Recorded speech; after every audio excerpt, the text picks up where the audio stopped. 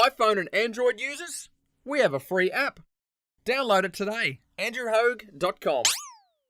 Andrew Hogue here for AndrewHogue.com, Australia's only 24/7 rock metal radio station.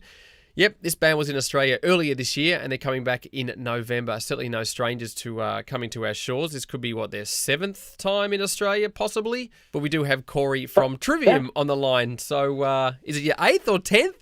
I don't know. We've been down there quite a lot. So it's nice to, we have such a great fan support that, keeps the demand up to keep having us come back. Because, we love coming down to Australia. So any chance we get, we definitely jump on it. Well, as you mentioned about the demand, I mean, it certainly is there, and it's obvious, and hence why you're back here twice this year. And as we know, the sort of touring market these days is very, very competitive and quite saturated because really, as most people say, it's sort of the only real way for certain bands to, I guess, draw some sort of income. But we can see certainly there's other ways of bands experimenting with revenue streams and things like that. Have Trivium considered other alternative measures outside of playing live to, boost the band's name in certain other areas? We just, we don't just, I guess for that, we don't, just tour just to tour because that's how we make the majority of our money. We're very strategic, and there's a purpose behind each tour for trying to build your fan base and build our worth in a market. And, even though most bands don't typically go to Australia twice in the same year, but we felt really strongly about it because we haven't done a headlining tour or any headlining shows in a really long time.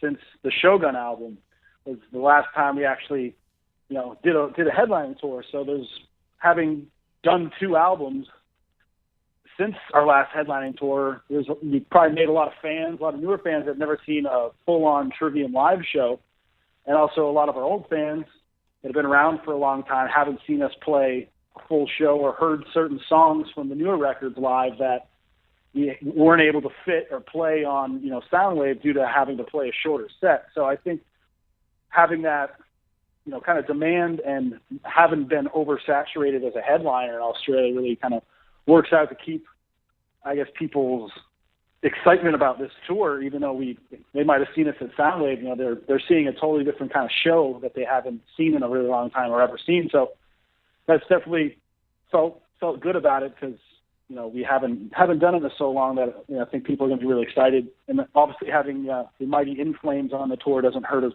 either. Well, it's a great build too, and again, having the band feature a lot of music over your, great back catalogue would be pretty difficult to at least come up with a set list because, again, there's so many, songs that the band has released that a lot of fans are fans of. Now, obviously, the band's very consistent, too, when it comes to releasing music. In Ways was 2011, Vengeance Falls was 2013. To me, Trivium are a band that tours relentlessly, but also writes a lot of music. Have you already started writing music for the next record? Yes, we've been writing for a while. We have about 12 songs for the next album already. We've just been, whenever we got downtime, we kind of got away from writing on tour just because it's kind of a pain in the ass. But, luckily we have 3 guys in the band that write songs. So when it comes to having to write, 12 to 14 tracks for an album, it's like you don't have to rely on one person to try to write every single thing. So, we all work together. So I think that also helps with keeping the quality of the music up because, you don't run into some bands who rely on one dude to write the songs and they might write some brilliant shit and then they just kind of don't have it for an album or 2 and it kind of gets a little weaker and then gets better. So, we always, if someone's not really feeling it or doesn't have the inspiration, someone else can come up with a song. Do you guys butt heads when it comes to certain ideas? I mean, obviously you must have some sort of shit filter when it comes to, that part's not going to be there, that's just not going to go. I mean, how do you guys sort of nut it out when, Polo or, Matt might come to you and say, hey, I got this really cool idea and this really cool riff, and you're like, I don't think so. Where do you draw the line to say, yeah, I'm not a fan of that? I mean, do you all have to sort of be fans of each other's works in order to enjoy it all, or are you happy just to say, all right, it's your thing?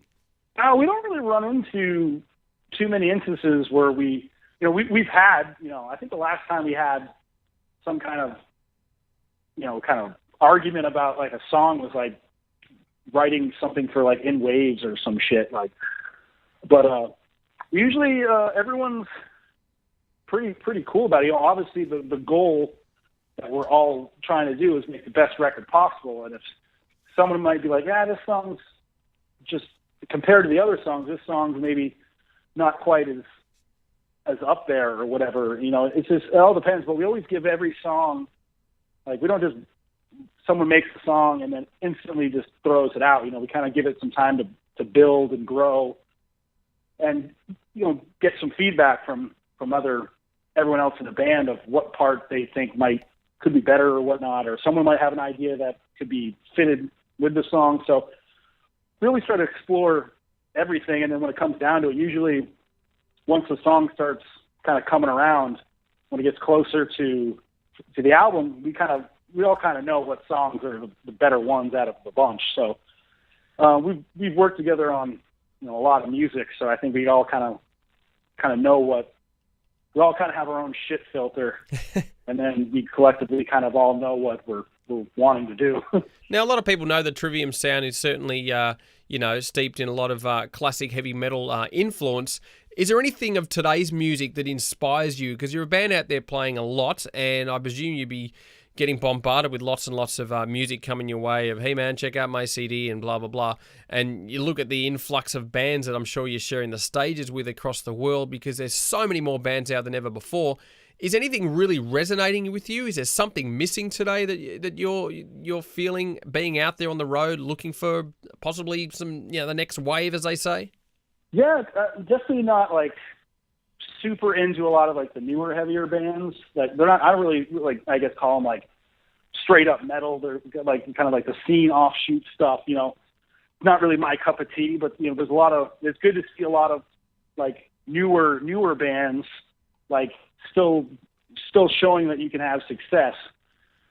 Especially in the States. Like something like per se like the Bring Me the Horizon's new record has been doing fantastic. It's like good to see the kind of next wave of younger bands really resonating within the music community and stuff like that. And Avenged Sevenfold, everyone knows how big they've gotten over the last couple records, which is fantastic for all of us, who are wanting to be able to have that same success. But definitely for newer stuff, I've never really newer bands. I haven't really been into a lot of the heavier stuff, but I do like the last new project I really thought was fantastic was the Winery Dogs, which isn't necessarily like heavy music, but it's just great musicianship and great songwriting. So that's probably about it.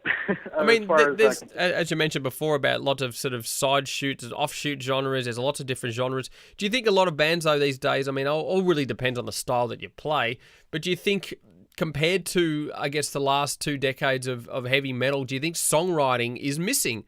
I think a lot of, I think pretty much, I've said this, we've had discussions of this on like Bus Talk, but like hearing new music, and it's just like, dude, it's like some bands just got so into like either just being as like crazy technical as possible, or they're just so focused on trying to write the heaviest breakdown that they forgot that music needs a hook.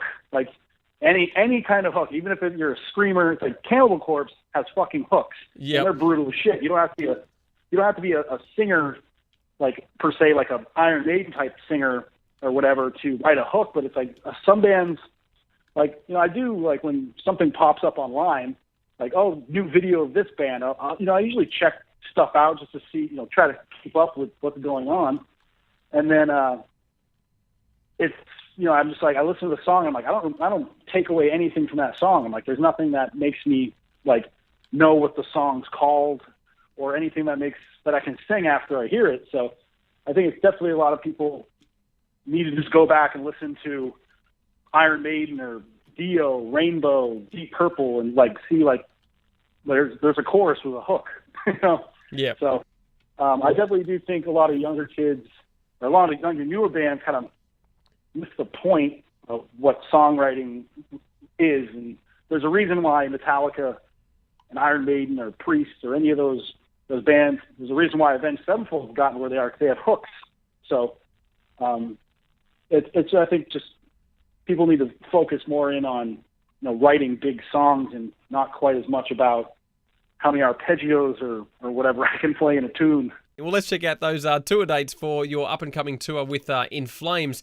First show kicks off on Wednesday, the 19th of November at the Tivoli in Brisbane, the 21st at the Roundhouse in Sydney, the 23rd at 170 Russell in Melbourne, and finishing in Adelaide on the 25th of November at HQ. Now, just a quick question. Obviously, we know Nick is no longer in the group, and there's kind of a bit of a Spinal Tap revolving drum stool happening in the world of Trivium the last bunch of years. What is happening when it comes to, a permanent member playing drums for the band? Can you enlighten us on what's happening there? We're really into, really big fans of Megadeth, so we're just following their model of just replacing the drummer with the drum tech. So we're on Nick Menza right now, but it's definitely I guess the member change. Obviously, it's not something we'd like to do or never wanted to have to switch, but shit happens in life, and it's like a marriage. You get married, you don't picture yourself getting divorced, but stuff happens and you have to move on. And it just, we gave it a few years trying to make it work, and just a bunch of issues between us and him. And it just eventually just got to a point where we just could see that things weren't going to work out in the long term. And it was best to just kind of end things before anything got bad, or, there was a bad split or anything like that. So we just made the call. And luckily, we had a day off, and we had a show the next day. So it was like we didn't want to cancel a show. And Matt, who's our drum tech, he's there. He's most familiar with what we're playing. And luckily, he's been with us for a couple of years, so we knew his personality. We got along with him great. He's a great dude, really good drummer. So we knew we wouldn't have any problems with bringing in someone else that we don't know and not really vibing with them, and it just and you have to replace someone again. Yeah. But it's been working out great. He's been playing awesome. He's got a really, really good stage, vibe, and he's really, really nice. So fans will meet him. He's a really personal, chatty guy. So he fits right in with the rest of us. So. Well, Corey, we can get you to say a couple last words to the Australian fans before you head back to Australia. Twice in 1 year. That's a pretty damn good run, considering a lot of bands have toured here. They usually come here once, and that's it. I know Devil Driver's a regular, so you're pretty much on par with them. But a couple of last words to Australian fans that you'll be seeing again shortly. Yeah, I'm really looking forward to this tour, headlining again, and seeing all our great fans. So hopefully everyone goes out and snacks a ticket when they go on sale and comes out, and we can end the Vengeance Falls tour cycle in awesome Australian fashion. And plus, it's also going to be my birthday on the tour, so everyone can come, hang out for my birthday bash and bring me presents. Good stuff. What track do you want to hear from Vengeance Falls? Your choice. Let's see. I'd probably have to pick the latest single, Villainy Thrives.